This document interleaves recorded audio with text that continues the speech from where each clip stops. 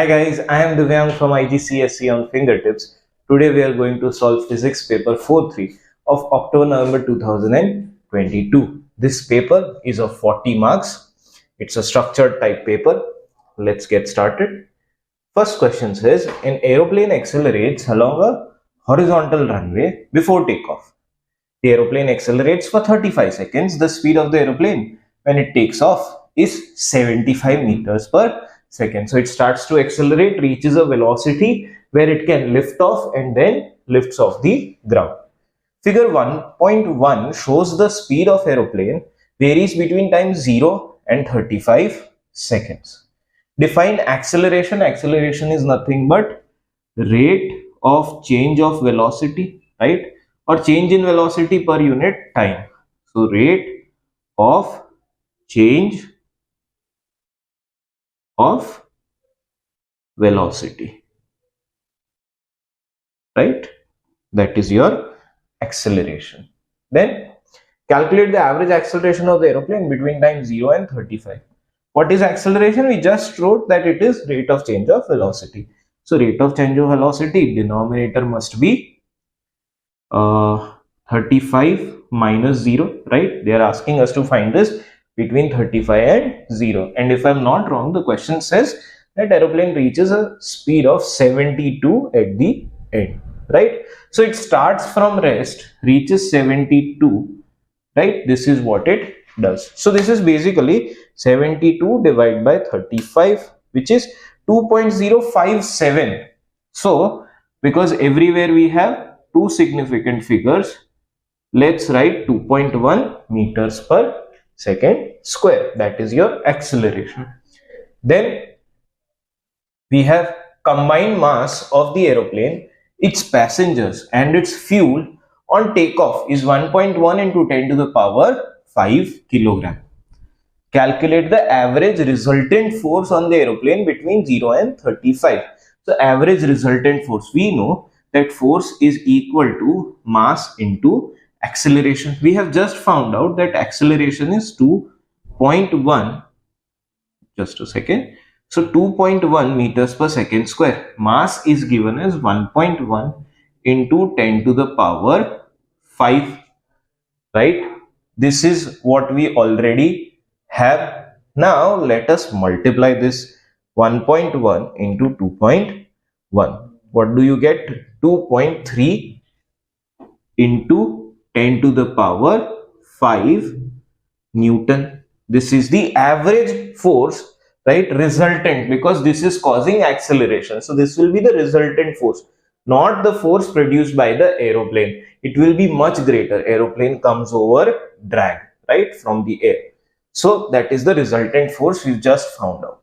The force provided by the engine of airplane is constant.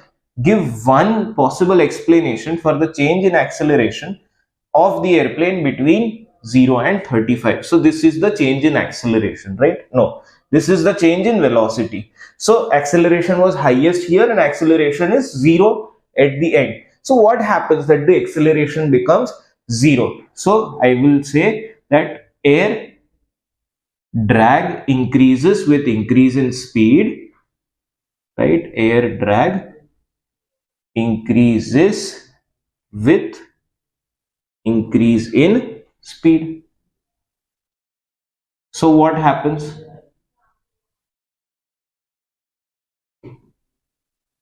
When air drag increases with increase in speed, the acceleration, the resultant force, right, it becomes smaller and smaller.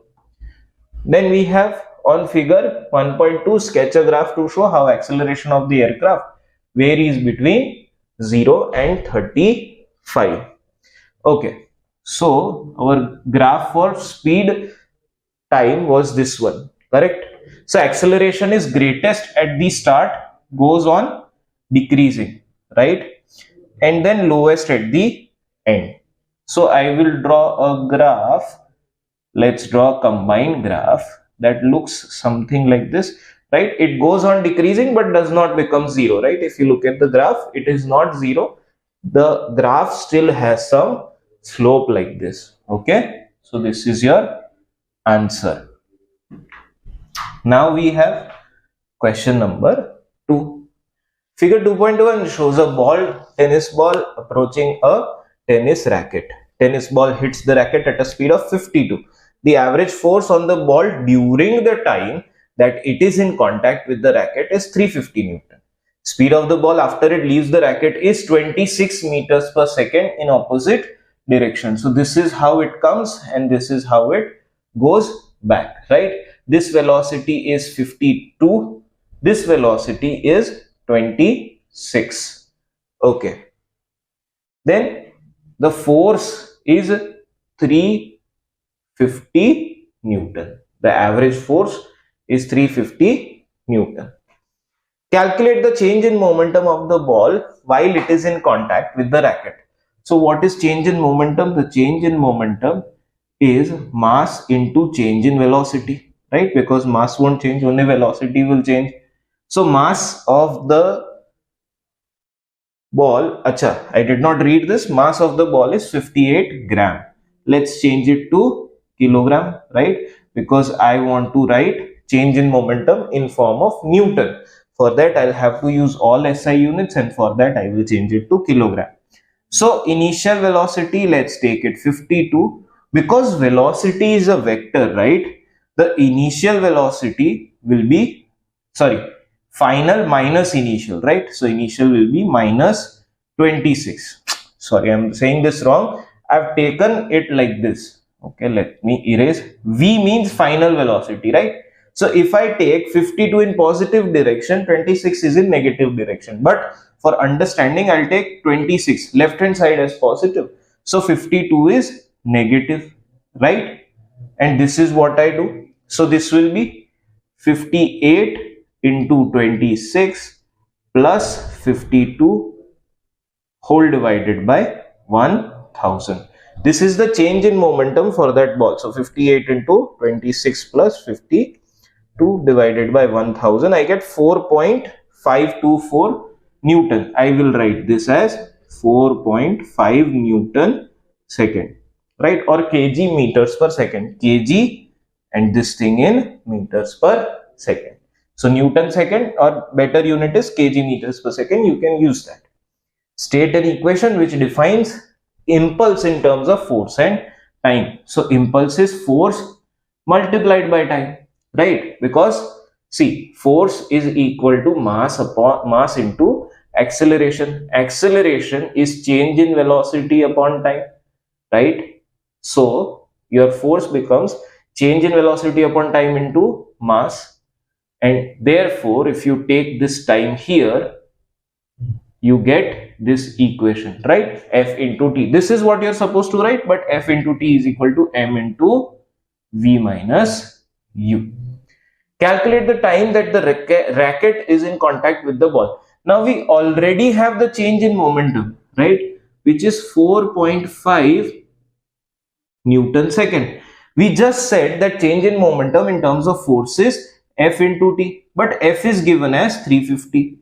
So let me write that only. So F is given as 350 into time t is something we have to find out. So 4.5 divided by 350 gives me 0.0128.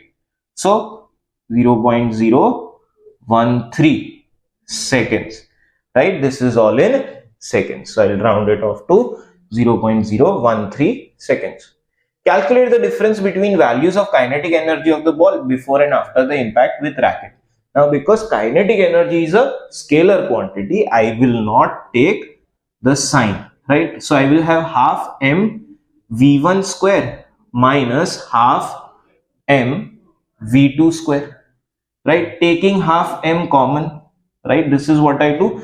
Before putting in the values, I make the equation as simple as possible. So v1 square minus v2 square. Mass is 58 gram. Change that to kg. So 58 divided by 1000 divided by 2 should be 0.029 multiplied by what was the first velocity? 52. So 52 square minus 26 square, right? Let's find out. The answer is 58.812. What I'm getting? 58.812 2. So I will round it off to 59 joules. What is the change? The difference in kinetic energy is 59 joule. Next we have figure 3.1 shows cross section of a barrage built across a tidal bay. Okay, barrage is a part of tidal power station. So what will happen from tidal bay? This will go here, and when high tide, when this is high, this comes back. The gates are raised to be opened when the tide comes in. Gates are lowered to close when it is high tide. Figure 3.1 shows water level in open sea and tidal bay when there is low tide. See, the water level is lower on this side. The gates are raised, water flows through the turbine. Complete the sentences to describe the energy transfer which take place when the gates are opened. Use words from the list. Okay. Dash energy of the dash in the dash is transferred to dash energy in the rotating. What is rotating? Turbine is rotating. That I am sure of.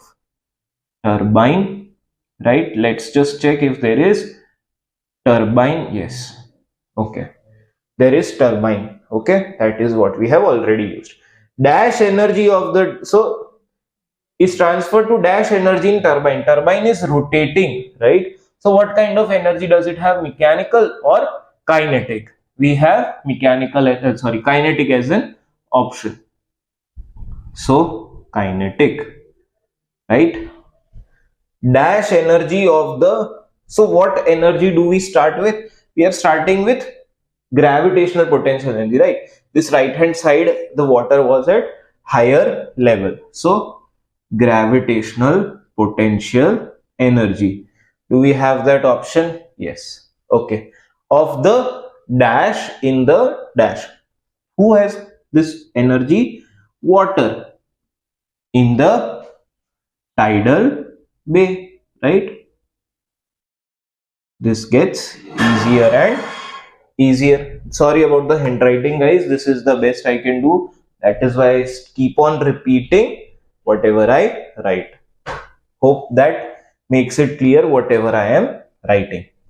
State one advantage and one disadvantage of tidal power as an energy source. So advantage is does not cause pollution, right? When it is generating energy, it does not cause pollution, right? What is a disadvantage? It takes a lot of time, a long time to build this. It requires a lot of space. It requires a lot of financing, right? So I will say takes up a lot of space. Okay. Say, state the main source of energy for tidal energy. It is due to the gravitational field of moon.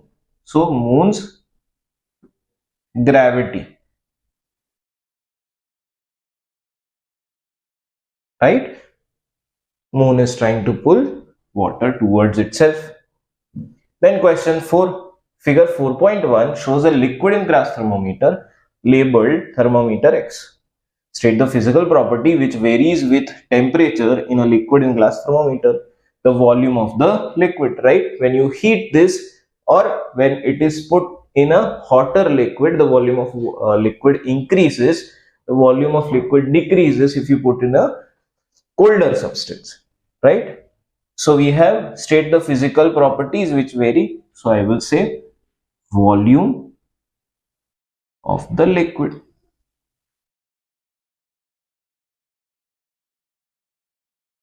Then let's look at the next question. Thermometer Y has a bulb that contains twice the volume of the liquid compared to thermometer X.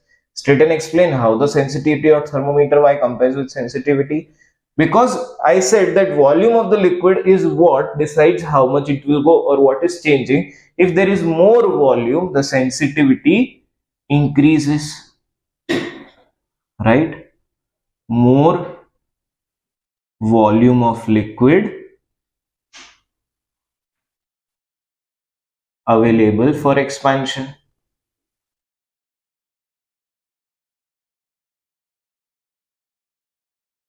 For expansion. Now this is comparison between two thermometer. So I will say state and explain how sensitivity of thermometer Y. So instead of writing increases, I will say Y has greater sensitivity, right?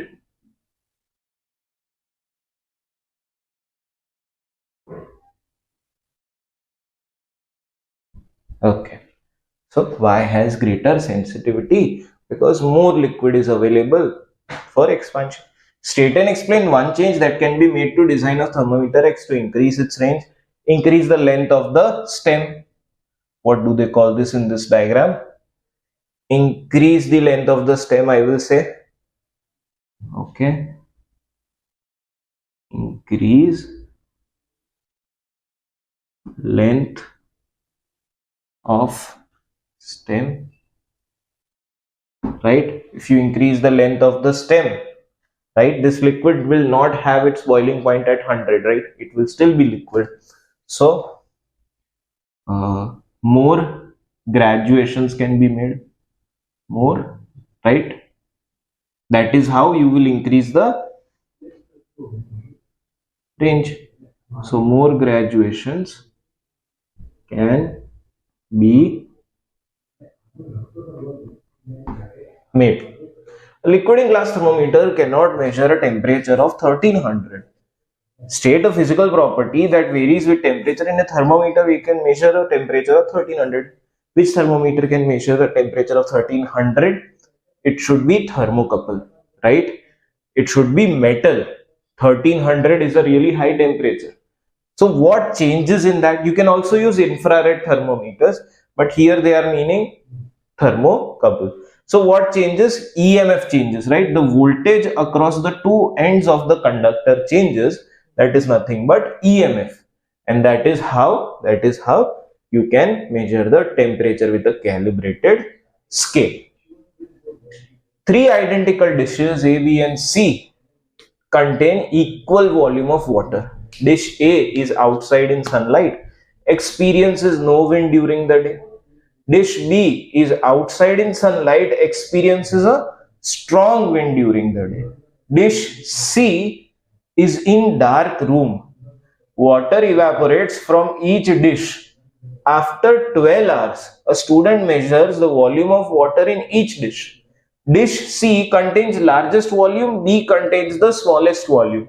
Explain in terms of particle why the three dishes have different volume of water. So what I'll do in terms of particle, I will explain what should be happening, right? And then I will conclude that why does each dish have the volume of water left over it has. Okay. So C, dish C is particles. This will be a longer answer. Are not heated by sun. So no particles. So cannot write no particles. I have to write. So particles escape the surface slowly. In dish A, particles are heated by sunlight, right? They are heated by sunlight and escape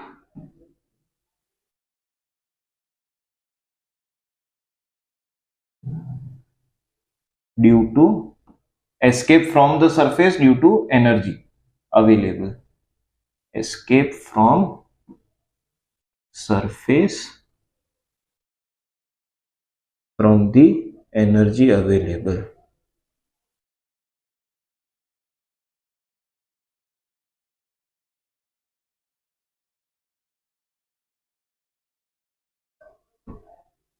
Then what happened with In dish B, right, we are left with dish B, the particles escape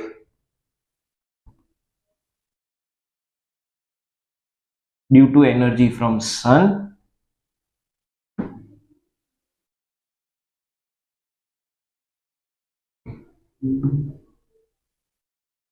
and are carried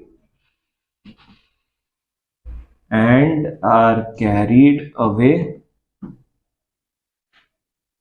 by wind, resulting in fastest evaporation, resulting in most volume change. Let's say most change in volume, right? This is what is happening according to particles.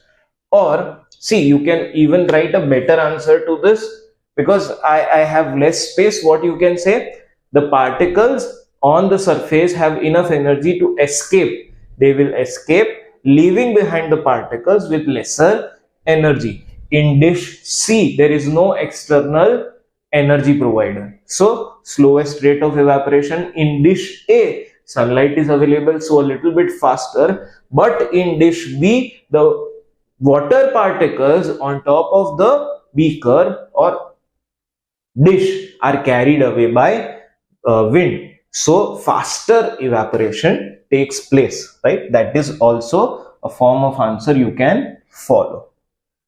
Define specific latent heat of vaporization. Heat required vaporization, right? So heat required to boil a liquid at constant temperature.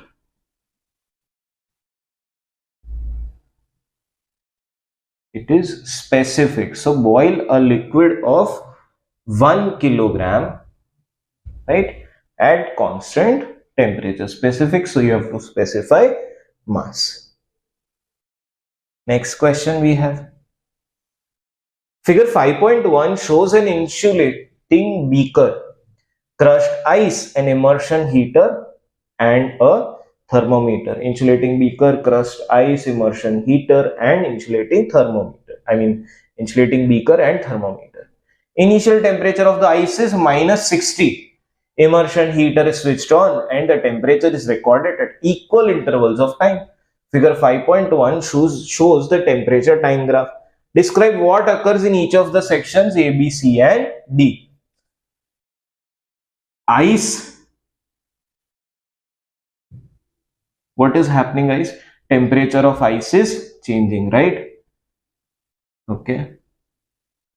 So temperature of ice is increased, right? When it reaches 0, if it is pure ice, when it reaches 0, ice melts to water. Instead of ice, you can write solid. Instead of water, you can write liquid. Then C to D. What is happening? Again, temperature of water is being raised.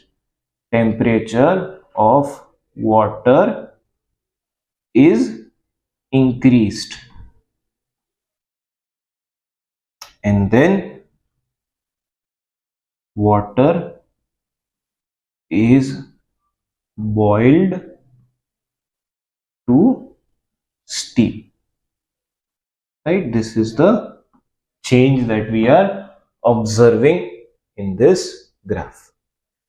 Figure 6.1 shows wave crests and direction of travel for a water wave approaching a barrier in a large ripple tank. So these are the wave fronts, right? Wave crests are nothing but wave fronts. The wavelength of the wave is 1.6 centimeter. On figure 6.1, draw the direction of travel of the reflected wave and 3 successive reflected wave crests. So what you would do? You would first measure the angle of incidence, right? See, for me, the angle of incidence is, I think, 60 1. As far as I know, it's 63, right? So what I'm saying is this is 63 for me, right? So what is the angle of incidence? 90 minus 60 is 30, minus 3 is 27. So the angle of reflection must also be 37. So I will measure that and I will draw an exact ray with an angle of, I think, yes, I will be able to draw an exact ray with an angle of 27 as reflected angle. So this is the first ray that you should be drawing. Okay, let me erase supplement material, right? This is the ray they want you to draw. It should be looking by eye, the angle of incidence should be equal to angle of reflection. Now they want you to draw 3 wavefronts. So what you can do, you can simply draw one wavefront, right, at 1.6 centimeter perpendicular to the direction of wave, draw another wavefront and then draw another wavefront.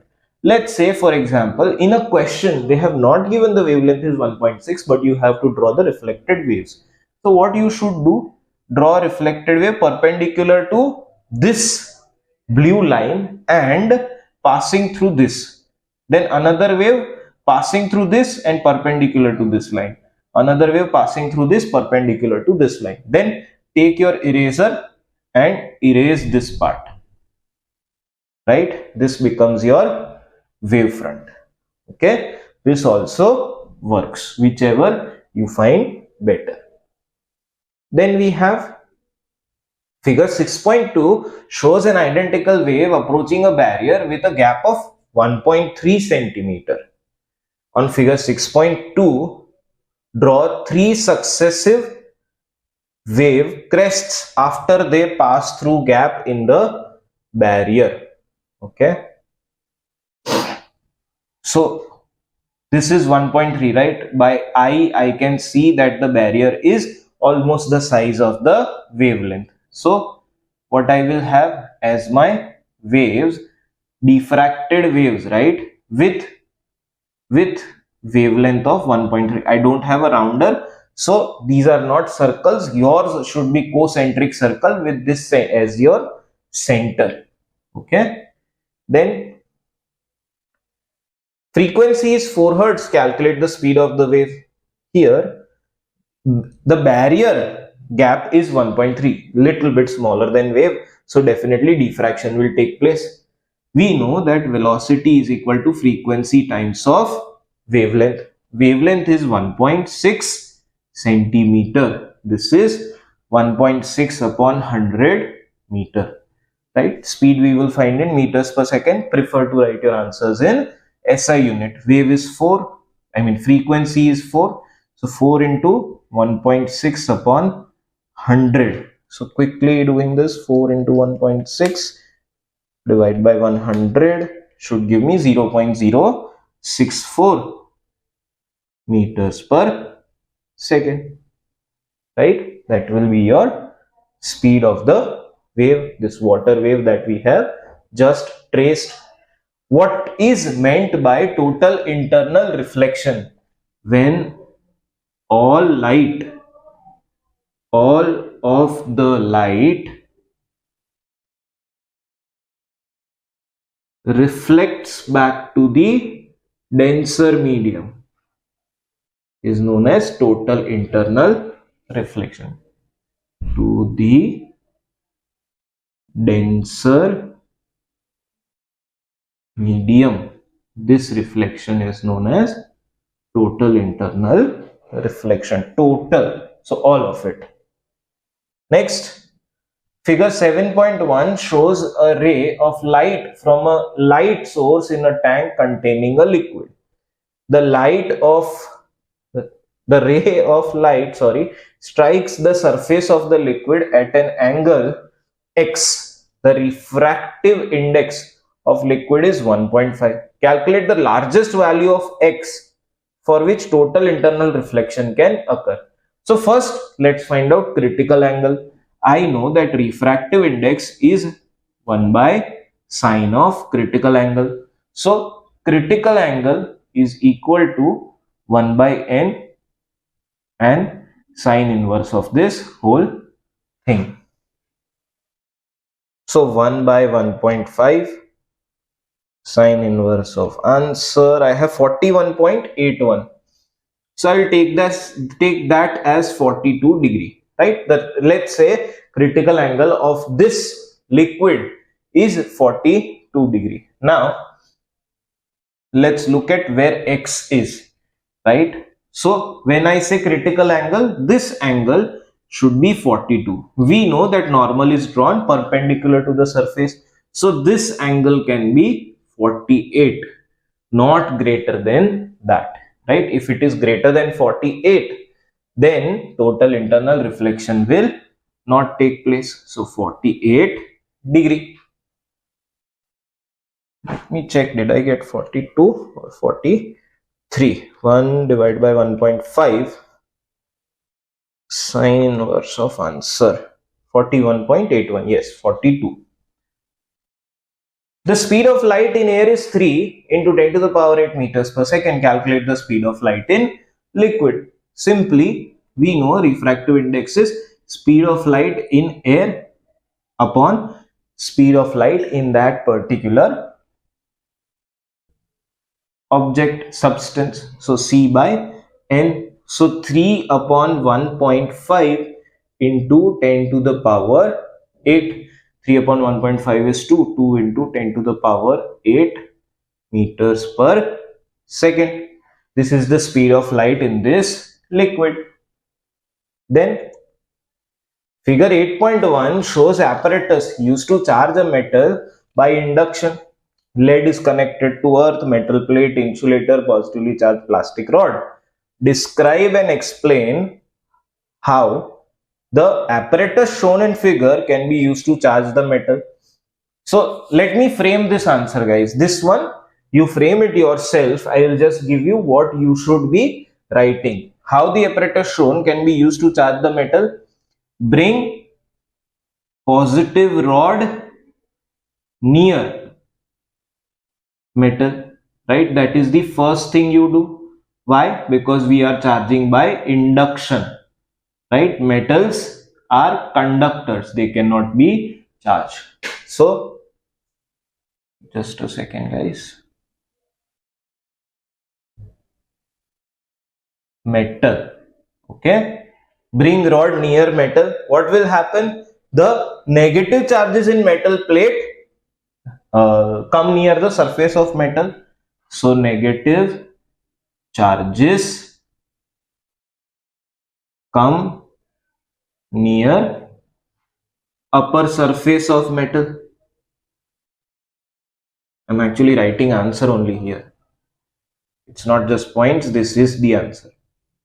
Then when you connect this lead, right, electrons will come to the metal because electrons are already attracted here. So for a potential, there is a positive charge. So more negative charges will come into the metal from earth, right? So negative charges enter from the earth to the metal, then remove the lead connected to earth. So now there are more electrons than protons in this metal.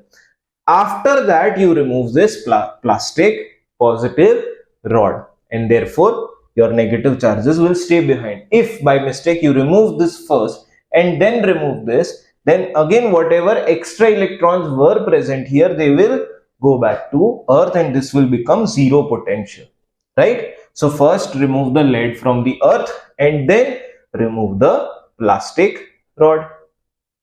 Figure 8.1 shows electric circuit.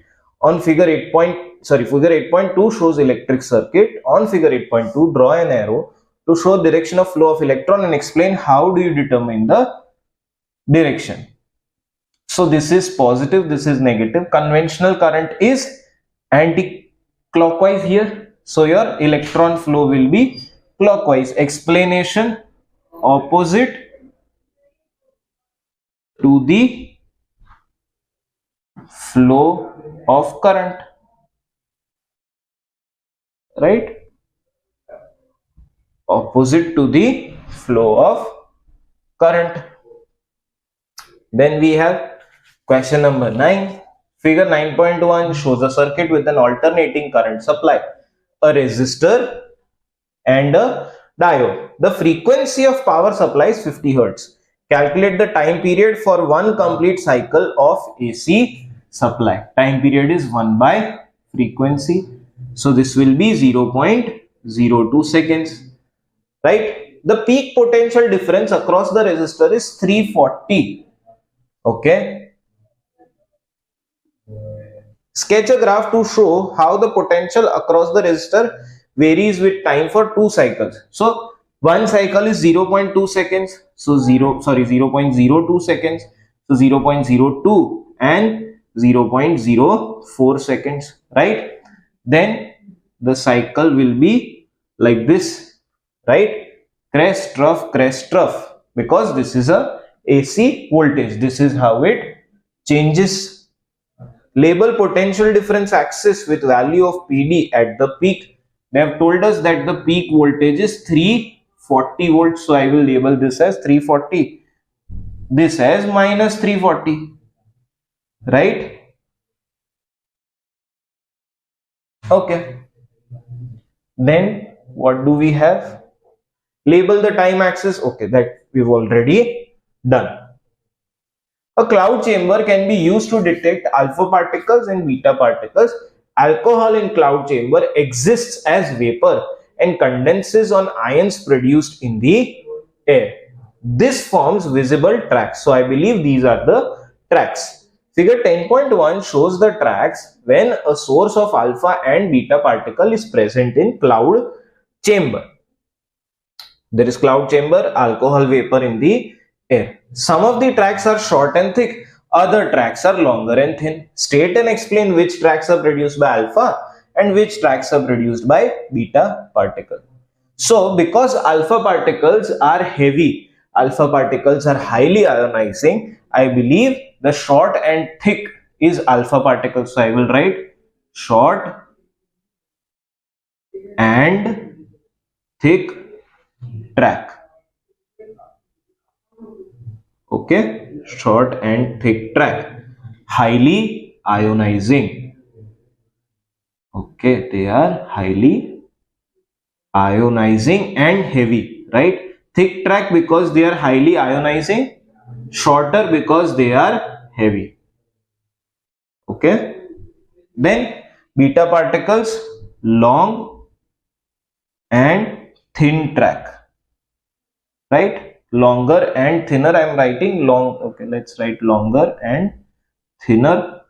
Why? Because faster moving and lighter. Faster moving, less ionizing and lighter.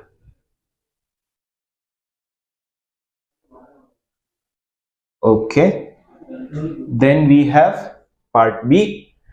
A radioactive isotope of sodium is used to detect leaks from water pipes. A nucleus of this isotope of sodium contains 11 protons and 13 neutrons. This nucleus decays by emitting a beta particle from a nucleus to form a nucleus of magnesium. Describe what is meant by an isotope. Atoms with same protons but different neutrons. So I'll write same protons and electrons but different neutrons.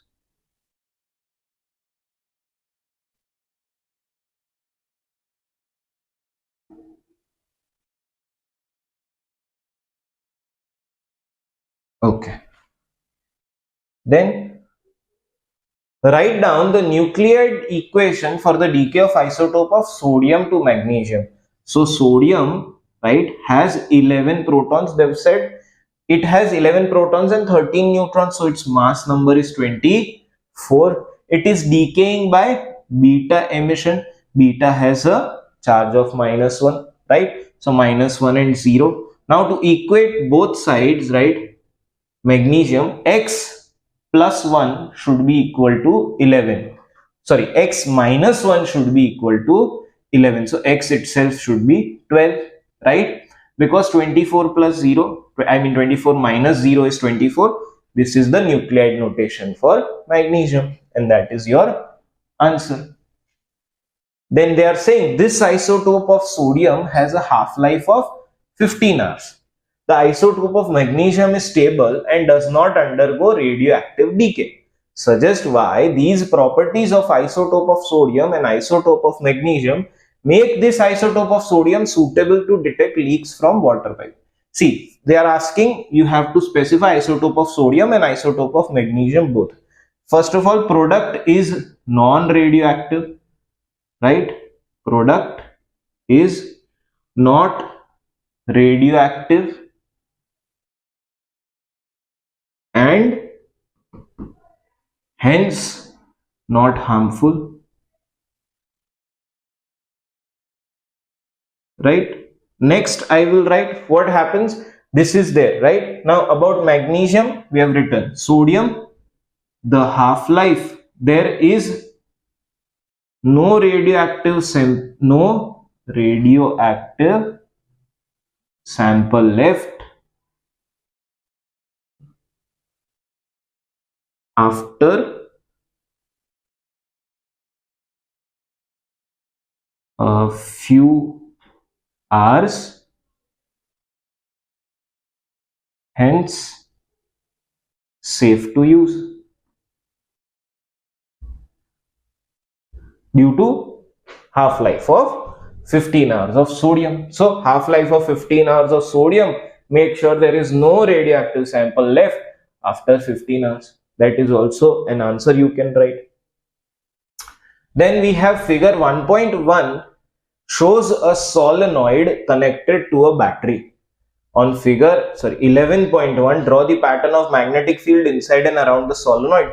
Indicate the direction of magnetic field with an arrow. So let's see. If you look at this, right, from the top, you would see that the current is going like this, correct? So this is positive, this is negative. So the current in this circuit is going from here to here, and if you look at the coil, it's going like this, right?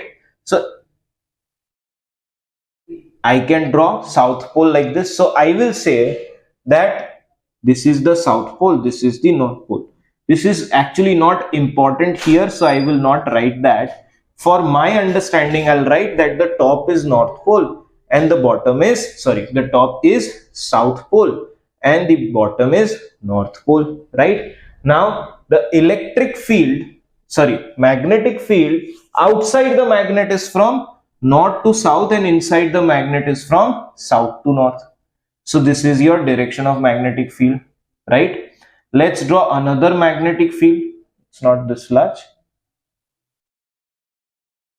Okay, let's draw another magnetic field which goes like this. Again, same direction. And what is the direction of magnetic field inside the magnet? It is from top to bottom, because inside a magnet, the magnetic field is from south to north, right? Make sure none of these lines touch each other, because magnetic field lines do not touch each other, okay? Then we have electrical power is transmitted at a voltage of 400 kilovolt. A transformer reduces the voltage to 3300 kilovolt for use by heavy industry in large factories. Number of turns on primary coil of the transformer is 11,000. Calculate the number of turns on the secondary coil of the transformer. We know that V1 upon V2 should be equal to N1 upon N2. I want to find, or you can write primary and secondary. I want to find this N2. So I will change the equation that N2 will be equal to V2 upon V1 multiplied by N1. Substitute your values here. V2, the required voltage is 33 into 10 to the power 3. And the input voltage is 400 into 10 to the power 3. And number of turns in primary coil is 11,000. Cancel this 10 to the power 3, cancel these two zeros. So you have 33 into 110 divided by 4. I get 907.5. Now, as I can see, there are two significant figures, 3300, 11,000, right? So I will write my answer 910 turns. Okay, 910 turns. With that, we have finished our paper. I wish you luck for tomorrow's paper. If we have solved your doubts, we have helped you in any way, please leave a comment below, like us, subscribe to our channel. Thank you for watching, and I will see you again in the next video. Bye bye.